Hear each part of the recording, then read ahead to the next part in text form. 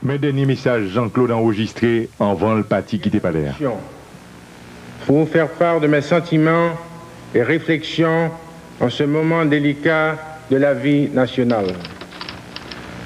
Arrivé au pouvoir, dans les conditions que vous connaissez, et fort de l'appui du peuple qui a ratifié le choix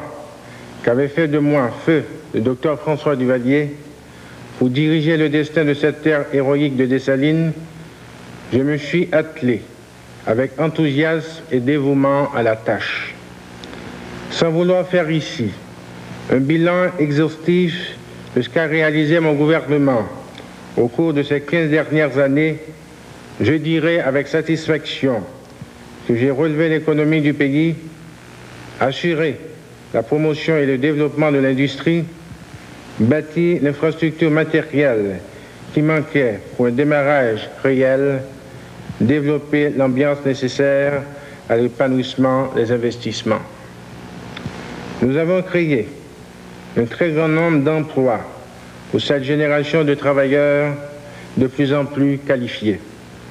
Nous avons apporté le pain de l'instruction à un plus grand nombre d'écoliers et lancé un large programme de santé.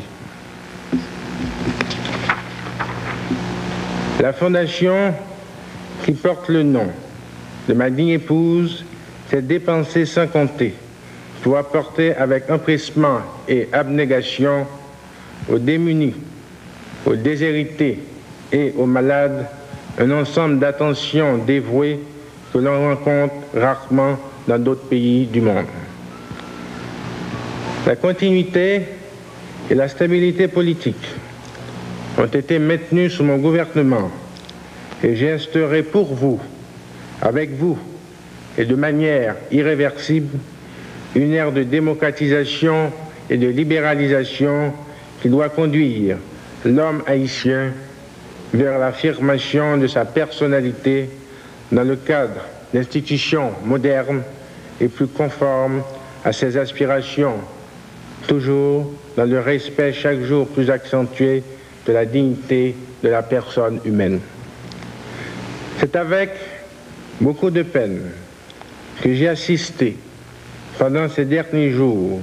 à cette explosion de violence qui, loin d'amener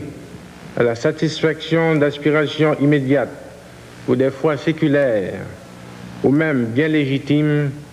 a débouché sur la destruction d'infrastructures et de matériel péniblement accumulés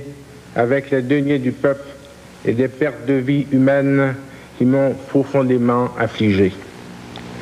Dieu m'est témoin que je n'ai jamais voulu d'effusion de sang et que tout au long des années, j'ai interposé toute mon autorité pour éviter qu'un seul de mes citoyens soit victime, même involontaire, de la violence. Malheureusement, il y a eu à déplorer ces derniers temps un certain nombre de victimes et la liste s'allongerait si le calme et la sérénité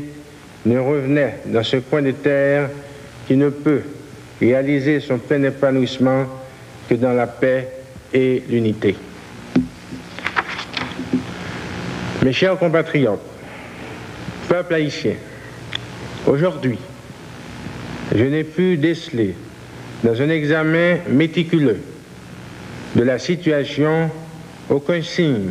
qui pourrait m'encourager à espérer que ce cauchemar de sang serait évité à mon peuple. C'est pourquoi, désirant entrer dans l'histoire, la tête haute, la conscience tranquille, j'ai décidé de passer ce soir le destin de la nation et le pouvoir aux forces armées d'Haïti en souhaitant que cette décision permette une issue pacifique et rapide à la crise actuelle. Mes sentiments de gratitude et d'émotion vont à vous tous pour le soutien réel que vous m'avez apporté et particulièrement aux zélés du Valieris et Jean-Claudis durant ma gestion. Que les dieux tutélaires de la nation continuent de veiller sur cette terre de Dessalines que nous vénérons tous.